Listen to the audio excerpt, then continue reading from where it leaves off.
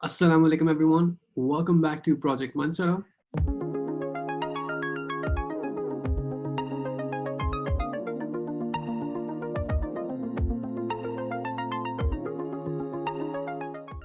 If you are joining for the very first time, my name is Muhammad Abbas Merchant. I am a filmmaker and photographer based in Karachi, Pakistan. And this is my podcast where I discuss anything and everything under the sun that catches my fancy. Today, we have my good friend Salman Barry on. He has become a staple of this podcast because honestly, he's always available and he's fun to talk to. And you guys seem to Look, love having him on also. the only reason I was available is it's because I'm lazy and I haven't attended any of my class. So for the teacher that will be watching this lecture, I am extremely sorry. So let's go on to our topic for today. So today I Awesome. have a really fun topic for you today. Awesome. So, do you want to take us through it? Yeah, we're going to be talking about movies. So as a filmmaker, what do you know about movies? Well, as a I would filmmaker, imagine someone of your just a education would bit, know a little bit about just a movies. bit, just a bit. So, for those of you joining for the very first time, I have done 2 years of media studies in A levels, and I've basically been watching YouTube ever since I was 12 years old, following a bunch of OG YouTubers who are in their own rights filmmakers, if you consider it from a degree. I've been watching Wong Fu Productions, I've been watching Higa Higa, The Dominic Show, Chester C, Victor King. There's a lot, to be quite honest. And every one of them had their own sort of style with video production, telling a story, and then just getting their work out there. And that's basically what I've been following for the past 3, 4 years and building up on my own sort of repertoire, if that's what you'd like to call it.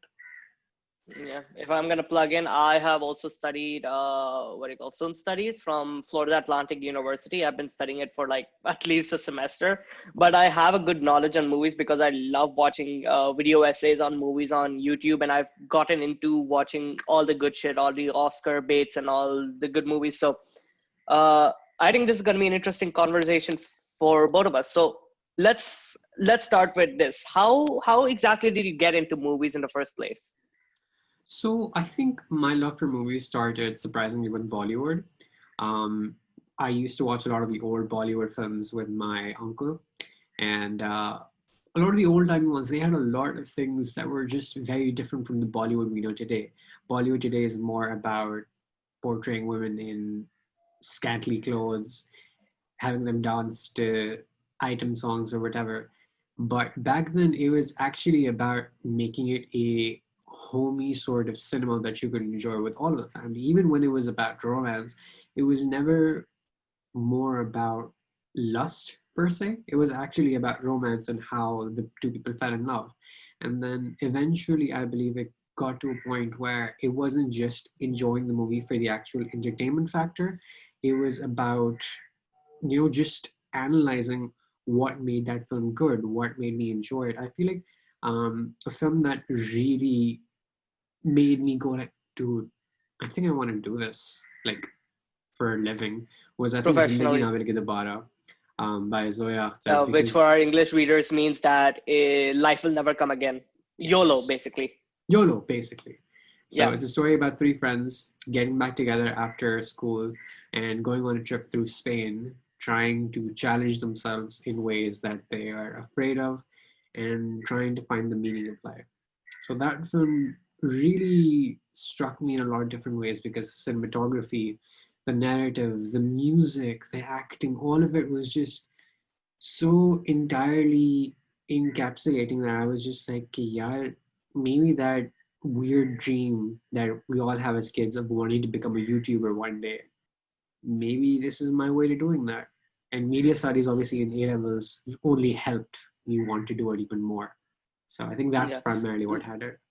Like you said before, Bollywood now does, I would say, have an international appeal. I think the first movie to come into Bollywood would be Slumdog Millionaire, that reached that level of Mm-hmm. international appeal that got everyone interested. And also Tare Zameen Par, I heard, got a lot of Mm-hmm. headlines in America, and Yep, Three Idiots.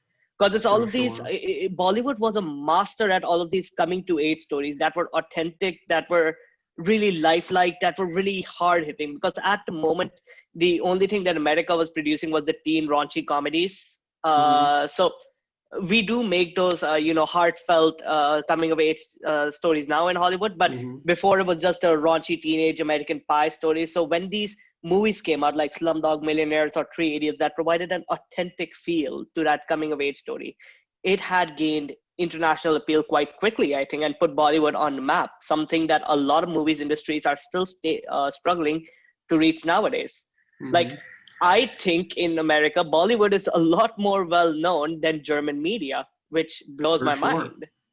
Yeah. I mean, I So, would personally think okay, Bollywood, despite being in a completely different language than their own, still has a better foothold than British cinema does. And British cinema is yeah, brilliant, yeah. which is really British TV, upsetting. yeah. British TV British is TV, amazing. however, yeah, is amazing and has a good foothold. But yeah, you're right. British movies barely get any Even I feel like headlines a turning. British TV is a niche in and of itself, right? Like when you think of shows like Doctor Who or Sherlock, these two are the ones that are very synonymous and are heard of even if you aren't in those fandoms. Like I've been hearing about both of these shows for I don't even know how long, but I didn't get into them until very recently. Like I think maybe a year or two ago. Sherlock I literally watched this year only and got into it, and I binge watched it. The thing that I realized about British TV is how bloody long they run. It's like all of them are in the format of a morning show. They keep bringing in new directors, new Hmm. actors, but they just keep on running and trying to keep a cohesive plot at the same time. Like the example you mentioned, Doctor Who. All right, so Hmm. I'm gonna plug in how I got into movies as well. So I'm actually a very recent film watcher. I remember watching 2015 Oscars or 2014. I may be wrong in that. And I remember over there they were showing all of the movies and all of the trailers, and they showed a trailer for Whiplash and Birdman specifically. So I remember watching those trailers and I'm being like, oh my god, I need to watch these movies. Specifically, the scene with J.K. Simmons in Whiplash where he's like, louder, faster. If you've Hmm. seen that movie, I bloody love it. So I actually started watching Whiplash first, and I loved it. Then I went to Grand Budapest. Then I went to Birdman, and I just kept getting stuck here. Where now my favorite recent movie would be Knives Out. Ooh, I actually haven't watched Knives Out as of yet, and I've been meaning to. But it's It's that really sort of good. movie. It's also that sort of movie that you really want to sit and properly get into, right? It's not that sort of movie that you want to watch just as a It's a really pastime. slow watch. It's a slow watch, but it gets Yeah, really good. Yeah, I get that. You need to and be in a the proper cast mood is to like watch it. so good. It's just amazing. Oh, what is so good? I missed it. The cast like I Yeah, personally feel like the cast is absolutely brilliant. I mean, you don't really find a cast that's so I mean, like yeah. they've done so much in the industry all So together much in one film, A-listers. Yeah, right? It's yeah. amazing. Oh, we have what's his name? What's that 007 actor's name? Daniel Craig. Yeah, Daniel Craig. So we have him doing a country accent in that movie.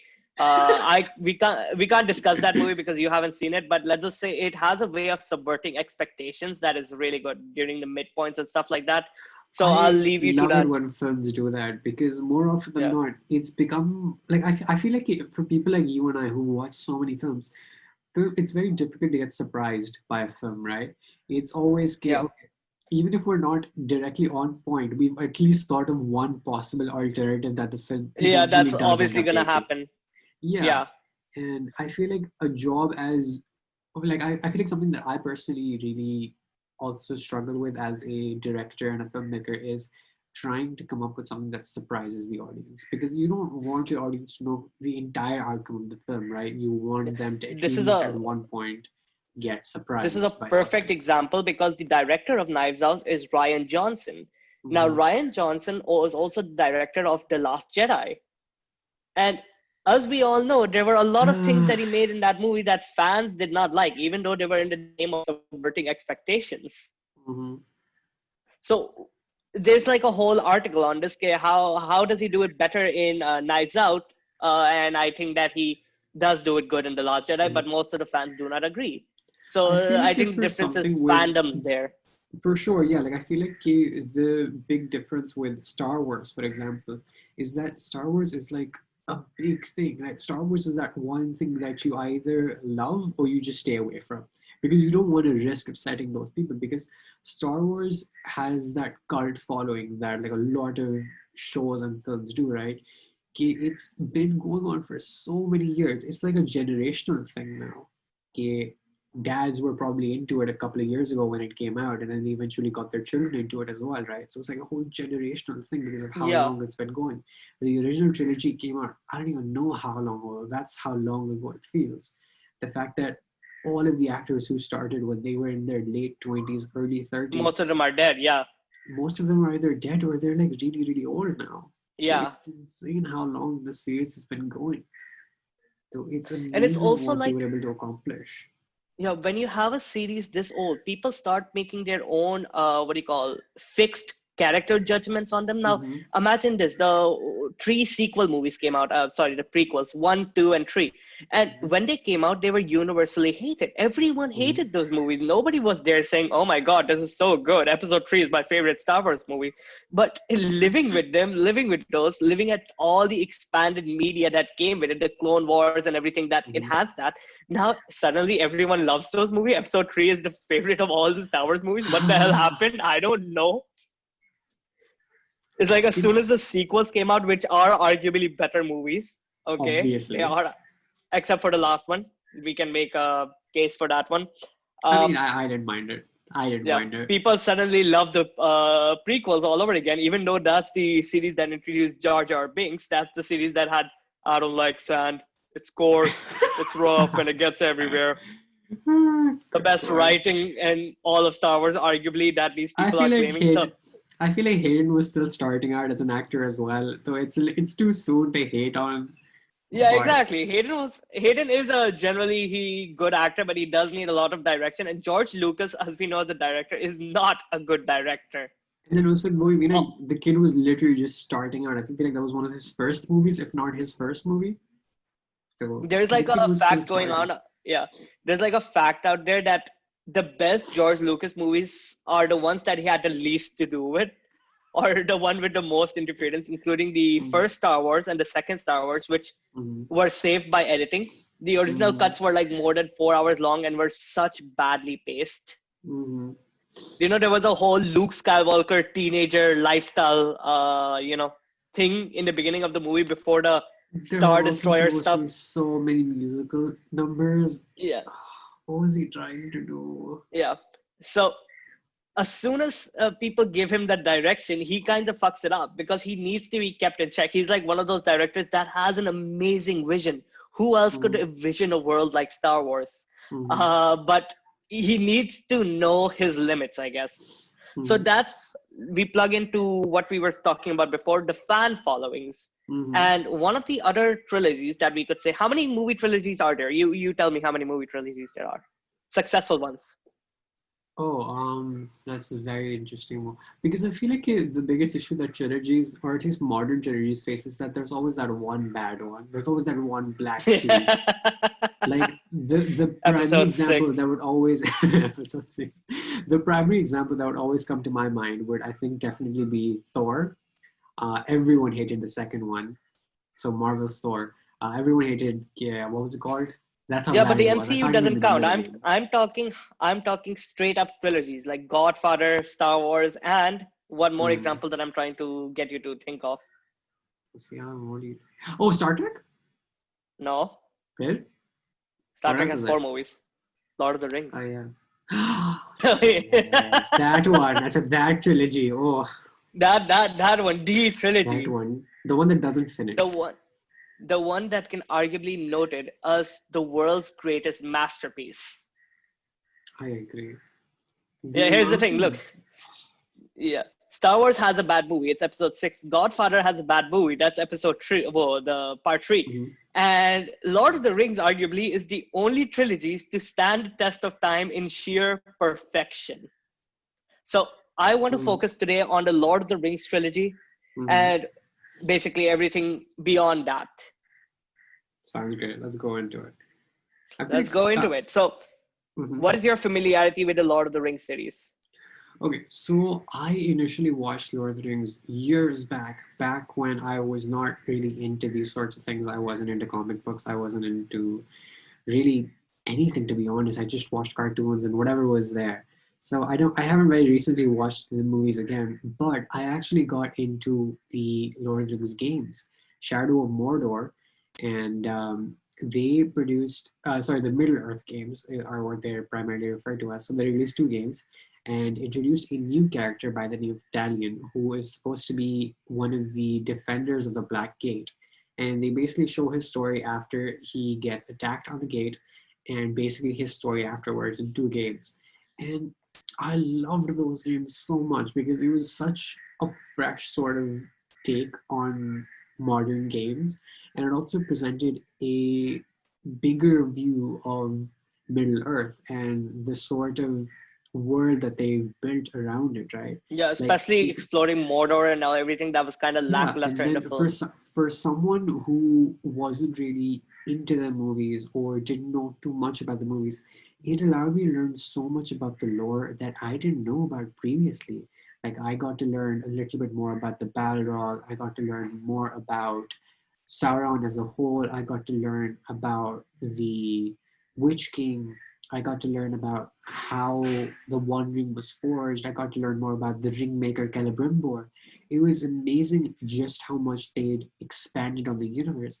And I feel like one of the biggest reasons why the games were able to become such a success was that they weren't afraid to stray away from the lore. They weren't The source material, afraid yeah. to take a completely different take, although it's very close to the main lore and they are sticking true to it to certain extents, but they're not afraid to take some, what do you call it, creative license away from it as well. Liberties, yeah. Yeah. So I personally loved those games so much. And I feel like anyone who enjoyed Lord of the Rings should definitely play the games and go in with an open mind because you will genuinely enjoy yourself a lot. Definitely. I feel like this is a whole decision that we'll come back to later about how Mhm. universes are expanded by the media that is presented. For Mhm. example, in Star Wars, no one's going to argue that Star Wars 1, 2, 3, 4, 5, 6 holds up that well nowadays. Mhm. But the reason people love Star Wars is because there's something for everyone. We have Mhm. Mandalorian for the people who love Westerns. We have, Mhm. you know, all the time. We'll get back to that. But Mhm. I have a single question for you. All right. Mhm. Us film students, we're Mhm. told not to make a movie relying on a MacGuffin, right? Mhm. A MacGuffin being an object that the entire central plot revolves around, Mhm. because it's an overdone trope. Yeah, But for sure. here's the thing: the entire Lord of the Rings trilogy Mhm. relies on a MacGuffin on the Mhm. One Ring. Mhm. So what does Peter Jackson do in those movies that makes it so much more enticing despite the use of a Mhm. MacGuffin? I feel like the way that Peter Jackson went about using the One Ring is a very interesting take on it because so whenever I think of a MacGuffin used in films, I'm always drawn to examples of when there's a central problem that is arisen because of the MacGuffin, but then the problem can also be solved with that same object. So that's when I realized there's literally no stakes if you really think about it, right? The stakes rely on the object, but then they're caused because of the object. So ideally, if you get rid of the object, the stakes are gone. So Yeah, I find that personally really annoying. But then the way that Lord of the Rings deals with that is that it's always presented in a manner it's always available to you, but you never really want to, right? The whole point of the One Ring was that it was so corrupted that long exposure to it would just corrupt you and turn yeah, you into whatever the hell Spiegel was. So the fact that they are presenting this object which has near omnipotent power that can literally grant your darkest wish, but that's the point, your darkest wishes. So the temptation is always there. And they do show you instances of when it's being used. They show you Frodo putting it on and then just disappearing. They show you instances of where Sauron used it and literally took over Middle Earth. So it's an amazing thing, right? But it comes at a price. So I feel like the yeah. way that it's dealt with, the fact that we're constantly reminded every so often that it brings out the worst in people, it's amazing. And then the games again just continue to build up on that story. This is a Yeah, terrible thing. I would add to that. A lot of films that rely on MacGuffin provide like doesn't add any stakes into the objects. For example, if you're watching a Mission Impossible movies, oh, nuclear launch codes, it's gonna do this when it does this. When it do this, it's gonna do this. So you don't really feel that invested in those movies when it's a MacGuffin that has no actual stakes to the users itself. But in Lord of the Rings, I would argue that the ring itself is its own character. You want the users to get a hold of it. You want the users to destroy it, but you also feel that sudden tension that is there, that is taking control of the user. You don't want Frodo to go to the bad side by using the rings too long, because we've seen what happens to his grandfather, a father or whatever, Brodo, I think was his name. So Yep. yeah, so you don't want that to happen to him. So as Peter Jackson has written the ring as a character of its own, with its own whispering powers and all that, it kind of prevents the tropes of the MacGuffin itself, because it's not just an item, it's a character, I guess, an escort mission. Yeah, I feel like that's valid, because the way that the ring is portrayed, right? It's essentially, I mean, you could essentially consider it like a sentient being because of how it's written. The fact that it calls to people, the fact that you could literally get rid of the ring however you want, but it would still find its way to someone somewhere. And I feel like that's, oh my god, never mind. I scared myself. I thought I hadn't started the recording for a second. It's okay. But yeah. I do find it interesting that Lord of the Rings is tied with the number of Oscars with the Titanic. I mean, it was nothing to hate about movie. Titanic. I love that movie. It was every time movie. you watch it on HBO, you can't really stop until you finish it. It's a great movie. Also, it's that one movie that you can never not cry at. You always cry, even if it's like a tear, you always cry. I would say video games have much more powerful crying scenes. An example of that would be The Walking Dead Season 1. Have you played that? I have not, but I believe I've watched a Let's Play of it at least. So... Yeah, that one has one of the saddest endings I've ever seen, and I haven't failed to see anyone cry into it. I saw for like a solid 2 minutes with that one. So, sorry, I went on a whole tangent there. No, it's amazing. We'll have to talk about it. Video game as a media of entertainment in the future. We'll have to talk about that. We always keep coming back to the point, okay, all of these universes that are just further expanded upon by their extended media, it really, brings you in as a fan, but it also provides you more and more to consume what you love, right, and learn more about it. When we consider, okay, all of these like huge industries or whatever, they always provide you more, but not as more in the sense that it's a little bit more, but it's never enough to satisfy you. They always keep you coming back for more and more. I think a great example of that would be Doctor Who. Okay, although the Doctor has gone literally anywhere and everywhere, there are still stories that you want to see, but obviously budget is a big thing, right? So they can't do that. So they provided audio journals between the Doctor and his companions. So for they have audio journals? You didn't know? No, I did not know. So they have audio episodes for the episodes that never came into light or something along those lines, right? So they even further explored more stories between Donna, which was the one after Donna? I wouldn't know their names. Yeah, but the companion after Donna, the dark-skinned companion, I don't remember her name. I personally didn't enjoy her that much. When I get so much hate for that. Okay. But there's a lot more basically that's left, and then it even explores alternate universes and alternate realities as well with different doctors. Oh, like what ifs? Yeah. It's also something like that as well. So did you see the announcement for Marvel's What Ifs? Dude, I'm losing my mind about that because it feels like now they're basically just like, oh, you want this? We're not going to give it to you, but what if you had like a 15-minute episode about it? Yeah, it's cool. If they manage to integrate the entirety of Marvel's zombies in it, I'm gonna bloody love it. Dude, if they give us different versions of Captain America. The way I see it, it's an experiment. They're gonna keep trying stories, and the ones that become a fan favorite, they're gonna integrate it into a big screen. Oh, for sure. Oh, big screen se yaad hai. Secret Wars, I think, is confirmed. What is Secret Wars? The one where all of the, what do you call them? Yeah. What were they called? The shape-shifting aliens. The Krills. No, are they the Kree? No, wait. No. No, the Kree are I think they different. are the Kree from Marvel, right? Miss Marvel. Yes. Yes, Yeah, yes, the Kree. exactly. They Yeah. basically take over a majority of the world and start replacing key figures. And it's insane I how thought they they do changed it. that in Miss Marvel. Didn't they make them the good guys? That was like a change from the comics. Oh shoot, yeah.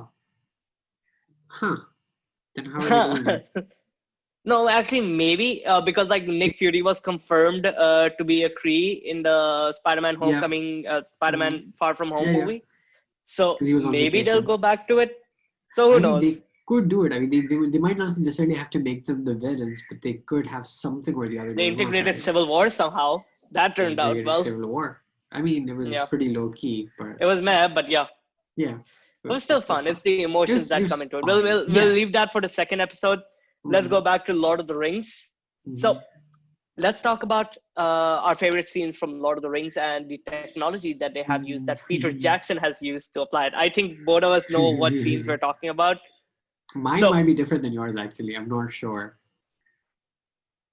all right, I'm gonna say one of the most impressive scenes in Lord of the Rings because I was a huge CGI fan, coming from Oh Jurassic no, it's gonna be Park the same to all of this. So, one. yeah, we're gonna do the same one. Does it have water in the scene?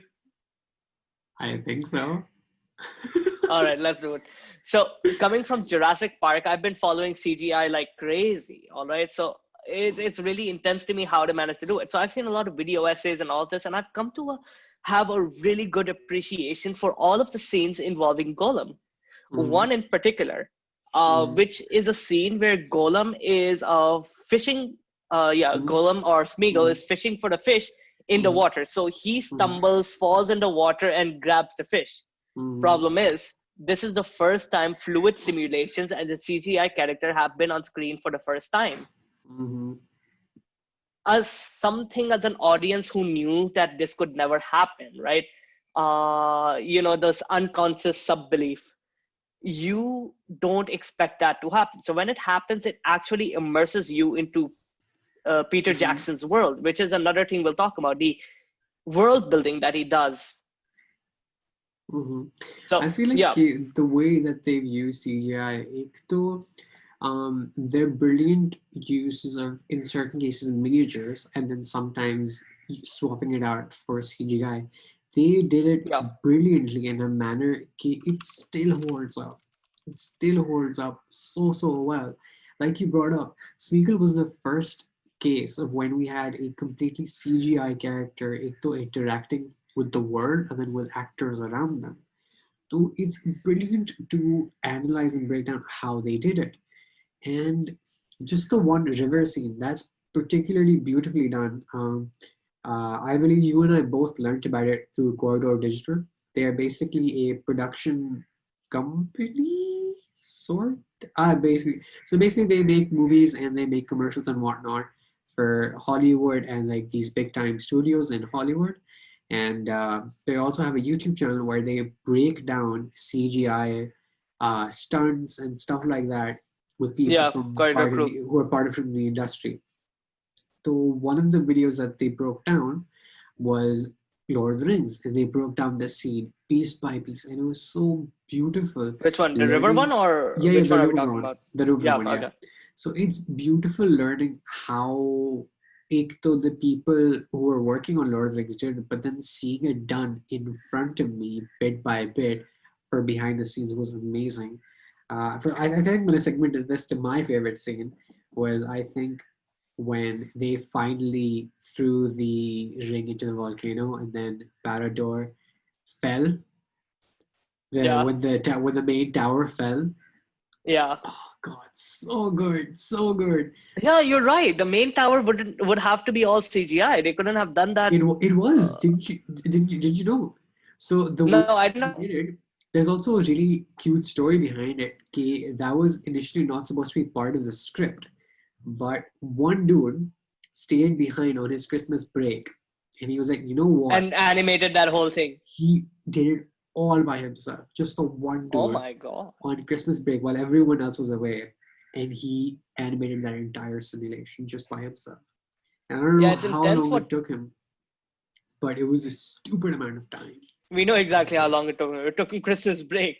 That's I like mean, the huh? entire. Look, no, but I mean, like just like ek to actually animating the thing and then render time as well. Yeah, So, but by the time everyone got back from Christmas break, he was just like, "Oh, by the way, Christmas surprise." yeah. I mean, it's a big difference from Death Star just going boom to actually crumbling towers. You You could could tell see what's the up definitely. individual cracks, and then the water seeping Yeah, through the some of those. final. Oh God, so beautiful, Yeah, so it's beautiful. you don't think about this thing. You don't think about because the thing about CGI, it's all mental. It's all in here.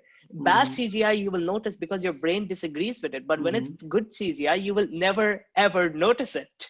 Mm-hmm. Mad Max Fury Road is a great use of CGI in films. That movie has a surprising amount of CGI when practically the whole movie could have been recorded realistically. But it never destroys your disbelief because of how well it was implemented. We were talking about CGI characters. Do you know who the first live action CGI character with actual voice dialogues was in film?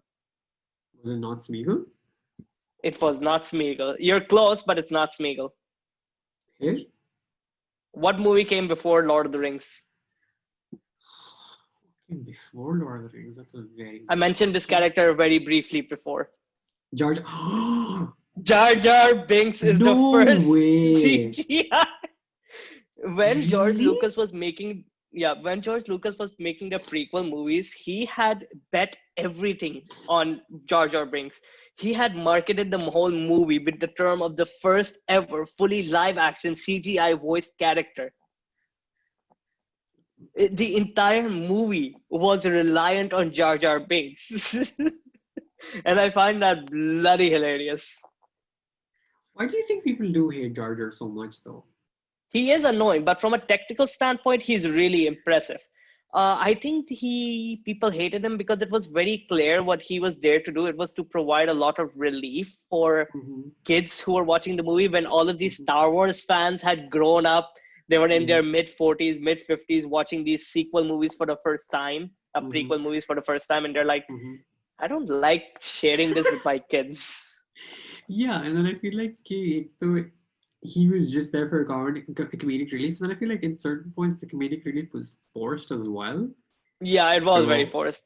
yeah, so that might add to the whole. Oh, It's also the yeah. fact that all of the comedic relief was only Jar Jar, meaning that it was only implemented in the CGI scene. It kind of Mm-hmm. gives the impression that the rest of the movie was recorded and then they just added this Jar Jar scene just for the laughs, which does add forced. It's like a thing that Spy Kids 4 also forced with. Oh The God. dog, nobody reacts to the dog in that movie. Mm-hmm. Everyone, he just talks. Steve Carell just Uh-huh. talks and everyone's like, Yes. so nobody reacts. So Yes, dog. everything that yeah, so everything that the dog had was just added in post. So that's basically Mm-hmm. why people hated Jar Jar. But on the other end of the spectrum, who is Star Wars Episode One made for? Is it for adults or is it for kids? I'm On trying one to end of the know. spectrum, we're discussing trade deals and trade blockades. On the Mm-hmm. other end of the spectrum, we're oh Misa Amane with Jamaican accent for some reason or something. It's so dumb. I feel like it's also low key racist. Just It a is bit. low-key racist. It's 100% Yeah. cultural appropriation. It's like what Disney does with Yeah. Moana and stuff. I mean, Moana wasn't that bad though. I feel like Moana was Moana still. wasn't, Balke, you have to think about all of the stuff that they're doing. Instead of selling dresses as what they are, Hawaiian dress, they sell us as the Moana clothes. Okay, that's dumb.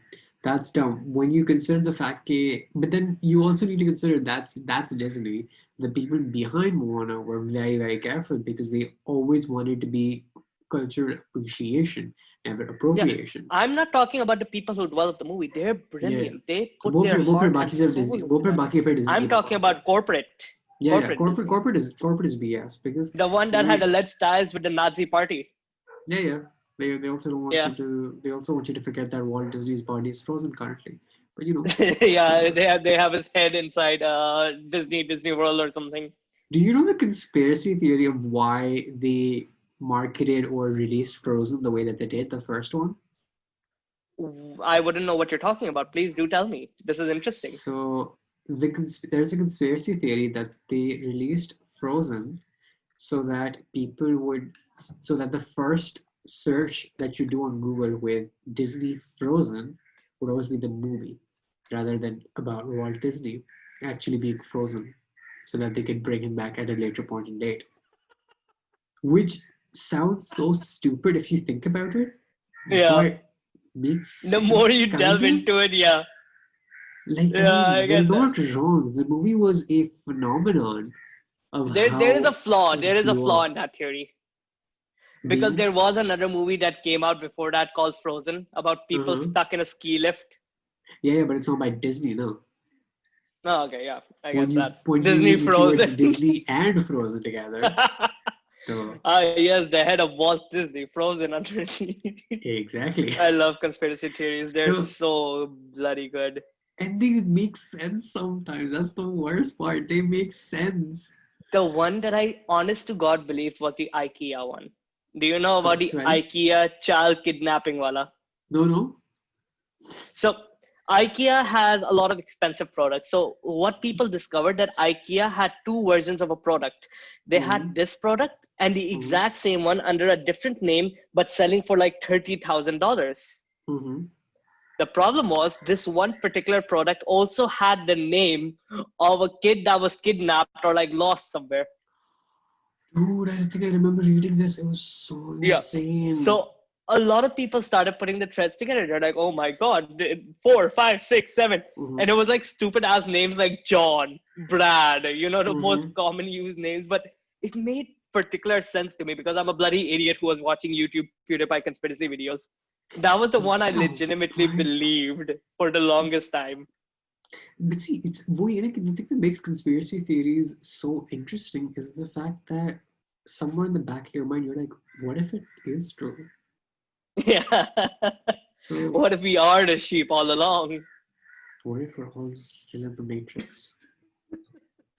Because like we're seeing all of these corona conspiracy theories all the way, but then there's Oh always a my nagging thought in the back of my mind, what if after the end of all of this a 20-year-old document proves that corona was fake all along and it was always God. It covered was up? all 5G. It was all fake. It was all Bill Gates and his chips that he inserts into the brain.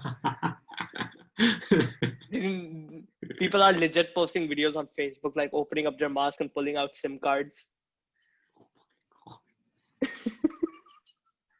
We're straying back from the topic, so let's go It back is to so Lord of the Rings stupid. But yes, Lord of the because I Rings. need to have one more thing talking about cinematography so I can get my grade. Yes. All right, Doc. Hopefully. All right, Professor Steven, watching me from the grave. All right. So let's talk about the use of silence in the Lord of the Rings movies. So beautiful. I feel I like have I a have a lot of films. Mhm. yeah, no, you continue. I know exactly where So you're going with this. I want to hear I it. feel like a lot of films these days don't use silence enough. The use Yeah, of they're silence scared of can it. be so much more powerful than a blowing orchestral score in the background or even heartbeats sometimes. Sometimes I don't want to hear anything. And that's something that's done Yeah, very brilliantly in the new God of War game that came out in 2018. Sometimes you yeah. hear nothing. It's just Yeah, you hear nothing other completely. than the sound of whatever you need to focus on. But Mhm. I do appreciate the risk that taking silences because you also need to consider where the hell the person watching the movie is watching it. If he's watching it with a bunch of friends and a loud party, that silence is not going to achieve anything because the thing you know about the world, it's never actually truly silent. The only place that sort of silence work is in a properly controlled cinema theater experience where Mhm. from loud bass the dur, dur, dur, to Mhm. absolute silence. Mhm. That is the only situation it works. Otherwise it can just end and just make it awkward with that fan spinning noise behind you. Mhm. For sure, I feel like that's one of the things that I was always taught as well, back in media. कि the vision that I have of my film, only I have that. The work, the effort, the time investment that I put into this film, no one's gonna know that. But when I follow like filmmakers on YouTube or whatever, and they do a breakdown of their editing timeline, someone they have like 16 tracks of audio, Yeah, I've seen that. I've seen those and like it's big pull out. insane when you realize that a majority of those tracks you can't really hear them sometimes because of how everything's going on, right? It provides you a very immersive experience, and that's definitely the sort of thing that they're going for. But I'd also like to be hearing the subtle nuances of what they're trying to incorporate, Yeah, right? and it's the same thing that if it's missing, you will miss it. Mhm. Yeah, It but you also won't notice provides what you it is. so much, Yeah. right? I'm just saying, if they hadn't done that video where they're just going like, oh, okay, there's 17 tracks of audio, I probably wouldn't think there's 17 tracks of audio. I'd probably think there's like 4 or 5 at best, and that's about it. I'd call it a day. So the average watcher or the average consumer doesn't consider all of these things. They don't consider the time, effort, and the things that go into making these films. Um, as a filmmaker myself, I've worked not only on just my films, but I've worked on other films by other filmmakers, and it's very Yeah, same interesting here. to see everyone's thought process and how they go about working. Right? Obviously, as university students, you and I don't exactly have access to really expensive gear, right? At best, we Yeah. have a DSLR, we have a tripod, and we have our own 2 hands. And उससे काम चलाना पड़ता है. My first ever short film, which was part of my A2 portfolio, a majority of that was handheld. And a majority of that, if not all of it, Which one are we talking about? was Are we talking about the one that we Sadachi. recorded in Cedar? No, we're talking about Sadachi, The Love That Remains. That Oh was like yeah, my okay. full. Yeah, if you want to check it out, please do check it out on the channel. It's amazing. I've seen it personally and I love it. So the most difficult thing about Sadashi was the fact that not only was I directing, shooting, I was acting in the film myself.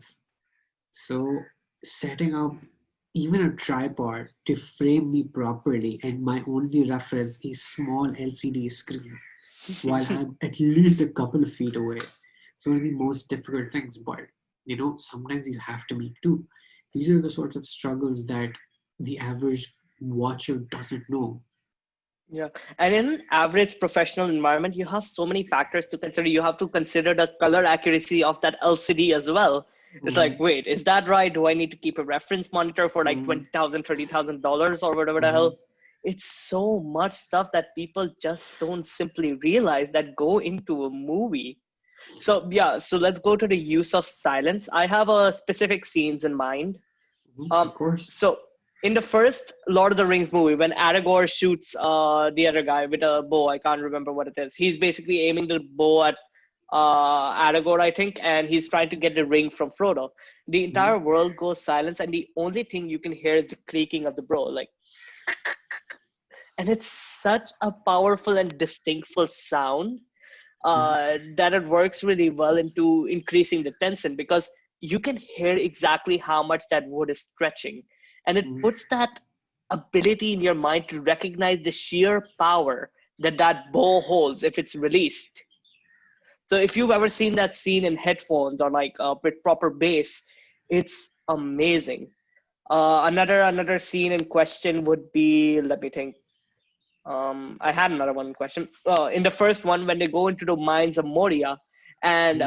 I think Sam accidentally Mhm. drops a body underneath a well, and it like causes the cascading Uh, sound effect. It is levity. It is funny, but the sound there's a lot that provides. Lord of the Rings does so well and basically laid the groundwork for a lot of films to come after. Yeah, The things that and they none of did, them have come close. none of them have come close because we have to understand the people that were working on Lord of the Rings, they were taking a huge risks that they didn't know would pay off or not. And I feel like Yeah, that really plays a factor into the sort of work that you produce. But the sort of work that I've worked on, there's always been a sort of time crunch. And to be quite honest, that time crunch, as anxiety inducing as it is, it also made me take some of the best decisions that I've taken from my films. It's yeah, driven me mad in the moment, but later on I was just like, dude, this thing actually worked out, and I probably wouldn't have done it this way if I didn't have that time crunch or if I didn't have that deadline on my head. For the people who put Lord of the Rings, I feel like it was a very similar situation when with the first film, they didn't know if it was gonna work. They were using a lot of money and not enough in my personal opinion, but they had to make it work. So yeah, it's these definitely. risks that that we take to try something new, to try something different, that at the end really go on to, lay down how things are going to go. Yeah, honestly, because there's a lot more you have to consider as well. Because before Lord of the Rings, I don't think we had any fully realized fantasy world in movies. We had like stuff like Dragonheart or something, but it was mostly like medieval with dragons. We didn't have an Mhm. entire world taken straight out of J.R.R.'s books and applied in this real fantasy settings that would be alien to a lot of users that are not familiar with the genre. So you have to account for people who have never read a piece of fantasy fiction in their life. Well, Mhm. now we know what an orc is, we know what a fairy is, we know what all of Mhm. that is. But back then, in a cinematic universe, you wouldn't be able to do that. So that's another thing that I think J.R.R. Tolkien deserves more credit for, is the absolute world building that he did. Tolkien doesn't get enough credit for everything that he did, because obviously he provided the source material, right? And we always consider the fact that the movies never do true justice to the films, to the books, sorry. And I feel like I personally really agree with that sort of thing, because when you go into the books, when you read stuff that is just separate from the main books or whatever, but still building onto the main continuity, the lore, the journals by characters or whatever, it's amazing what you get to learn. And I feel like the closest sort of successor to Lord of the Rings might just be Game of Thrones. Apart from how they Yeah, ended it, yeah. I feel like that would We'll be talk about that. We have 50 minutes left. We'll talk about a very specific scene that I want to talk about in comparison to for those. sure. So I feel like Game of Thrones would have to be the closest successor to Lord of the Rings, with how not only they built up their world, but also with their use of CGI. Because Yeah, granted, it was much later, and obviously CGI and computers had, but it was still you know, TV. It was revolutionary for TV. it was revolutionary for TV, because this was, for I think, the first show to have such a wide budget, and the amount of people that were working on it, the fact that they were able to incorporate so many different stories and so many different characters, but still keep the story going in a way that was fresh and kept people in tune. Like, there were always the jokes that, oh, people just watch Game of Thrones because of the gratuitous violence or the nudity. But that's honestly not just it. A lot of people genuinely were very invested in the story, and I know were very upset with how they ended it. And Yeah, I can understand, because we all had shows or films that ended in really, yeah, really crap ways. stupid manner. I mean, The Last Jedi is. Yeah. I mean, So I would I say that enjoyed Peter it, but Jackson, yeah, Peter Jackson is Lord of the Rings is one of those few movies that took the source material and made it better by making it more tighter and stuff like that. Mhm. In the books, you wouldn't want that entire thing in the movies where he goes back to the Shire and it's like, oh no, it's been taken over by Saruman now. What do I do now? Not Saruman, the White Wizard, whoever his name is.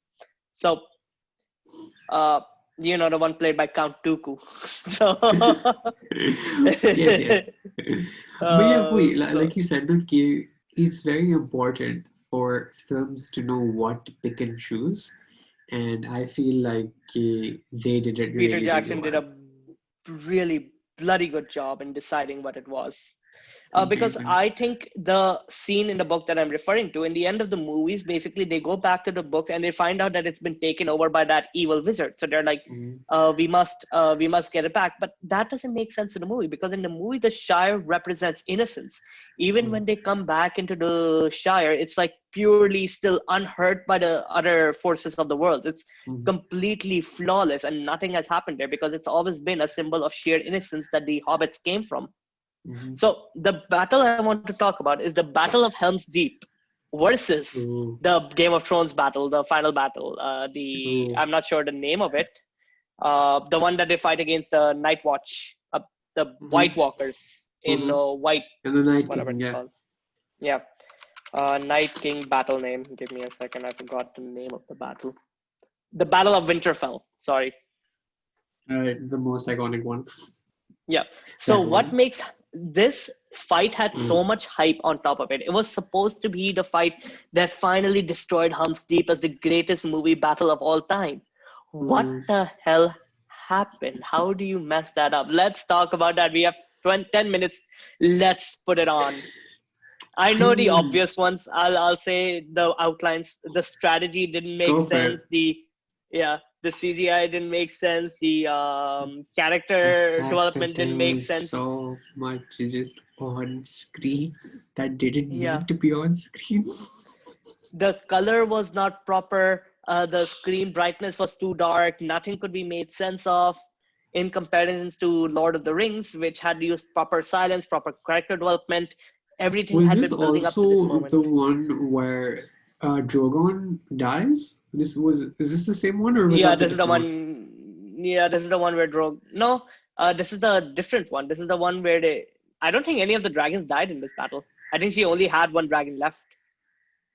Oh no, wait, I'm thinking of another one. Sorry, I'm thinking of another thing. But yeah. We're talking about the final, absolute final battle against the Night King, where the Night King dies. Oh, got it. Yeah, Uh, so one of the things that I feel like Game of Thrones started doing really, really weirdly around the end is that they're Around using, season 6. yeah, so something that I started noticing is they started editing the episodes in a very, very weird manner. Like the use of cuts got very weird for some reason. The particular instance that I was trying to talk about was I think when Drogon died and he was going down. So literally as soon as he crashed onto the ice, I don't remember when exactly this was, but they did a very weird zooming motion into it. And we're analyzing Yeah, this in class and we're just like, why would they yeah, do it doesn't that? make any sense in context. Yeah, and then it's like, अच्छा उसके पास क्या telescope है? What is he doing? Oh, what is this? It's like you need to consider these things, right? Okay, what is diegetic and then what isn't? What is part of the narrative and then what isn't? So What you have to isn't? be very, very And careful of most that. of that is done. Most of that doesn't make any sense at all. The moment I think Game of Thrones died is when they brought Jon Snow back to life. It broke the number Mm, one rule of maintaining tension. Never bring a character back to life. There were obviously some characters that were resurrected beyond this point, but it was because they had an actual reason to do so, actual story mm. progression. But the only reason they brought Jon Snow back to life is like, we don't know what to do anymore, guys. We just need. What function did his death serve? That's what I'm trying to ask here. I mean, I feel like they started struggling when they had to just stray away from the books Yeah, from the books. They're great at because adapting. Well, what's their name? The CCs. They have a D&D. They have a name for them. So they're really good at adapting the material. They're not good at writing it.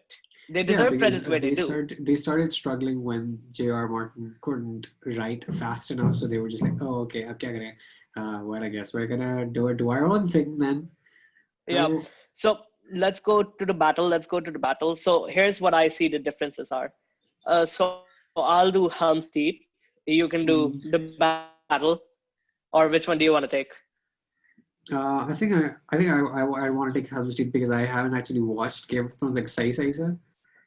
So, or do you want to take Helm's Deep All and then right. I'll All right. go for that? So in Game of Thrones, I'll do it. Mm-hmm. In Game of Thrones, basically the way the battle works is that they go there, and the strategy, first of all, doesn't make any sense. Mm-hmm. We have all of these people that are there, and they're trying to like charge. They have the cavalry that's in the front, that's meant to be Mm-hmm. stayed in the back. And what do? They go first on with the Dothraki with their flaming Mm-hmm. swords against the night soldiers, and they die immediately. And catapults, they're in the absolute front of the garrison instead of behind the wall. Same with the archers, and I'm like, the hell happened there?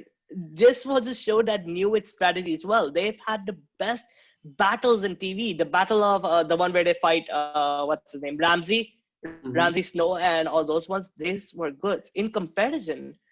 And then in the final, we had people that were fighting people. Arya defeated, what do you call, the Night King, but she defeated him in such a way that she didn't even use the powers that she had spent 3 years developing. She could have just, put herself on with a mask of a Night King or something, Mm-hmm. something that would actually give some Literally credence to stabs me in the, the back.